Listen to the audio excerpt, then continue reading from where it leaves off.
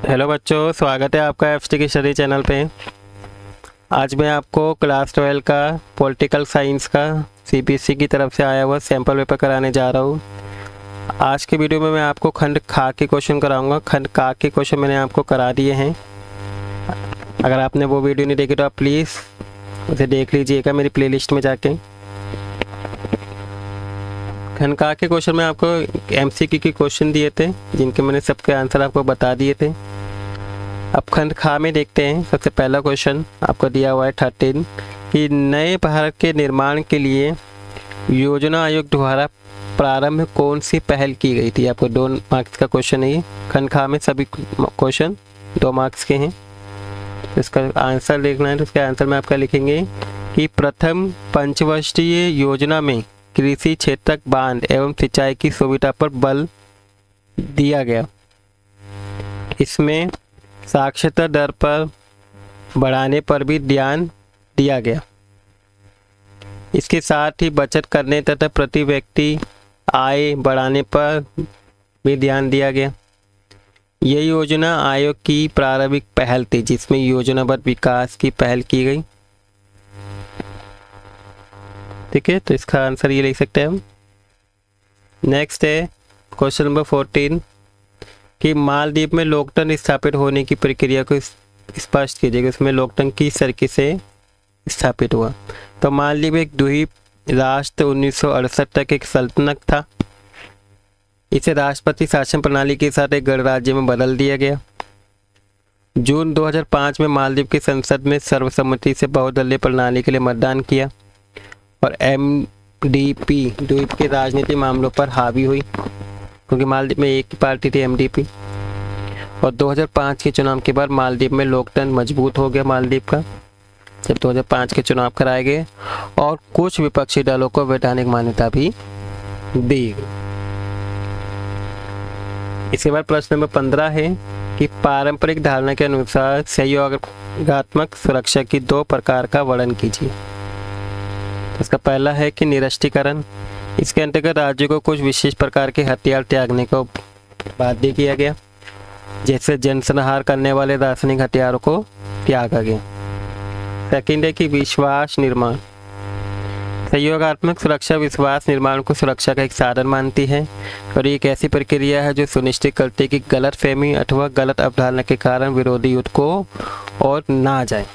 तो अब ये 2 लिख सकते हैं। इसके बाद इसमें एक तीसरा और दिया हुआ है अस्त्र नियंत्रण। इसके अंतर्गत हथियारों के निर्माण अथवा हथियार प्राप्त करने को नियमित किया गया। एंटी बैलिस्टिक मिसाइल संधि 1972 में संयुक्त राज्य अमेरिका और सोवियत संघ को न्यूक्लियर आक्रमण करने के लिए बैलिस्टिक मिसाइलों का प्रयोग करने से रोकने का प्रयास भी किया गया ताकि इनका यूज ना हो। नेक्स्ट प्रश्न है 16वां, मंडल आयोग की नियुक्ति के क्या कारण थे, उसे स्पष्ट कीजिए। तो इनकी नियुक्ति भारतीय समाज के विभिन्न वर्गों में शैक्षिक और सामाजिक पिछड़ेपन को जांचने के लिए की गई थी और पिछली जातियों को पहचानने तथा उनके पिछड़ेपन को समाप्त करने के लिए सिफारिश करने के लिए इनकी नियुक्ति की गई थी। इसका नेक्स्ट क्वेश्चन है 17वां, एक दलीय प्रभुत्व और एक दलीय प्रणाली में क्या अंतर है।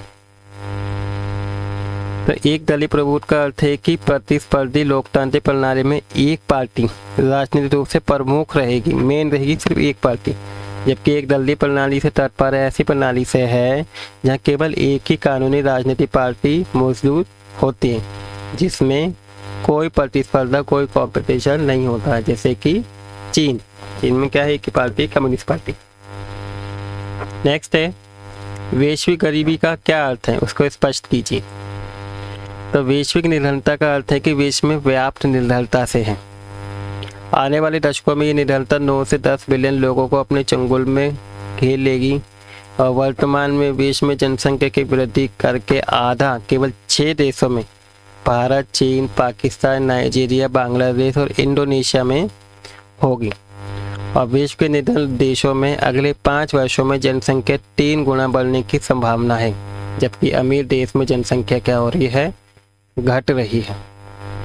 सेकेंड, प्रति व्यक्ति अधिक आय और जनसंख्या में वृद्धि की कम दर अमीर देशों को अमीर और गरीब देशों को और गरीब बना रही है और विश्व स्तर पर इस असमानता से उत्तरी और दक्षिण गोलार्ध के बीच क्या होता जा रहा है, अंतर बढ़ता जा रहा है। तो ये जनसंख्या को कारण हो रहा है।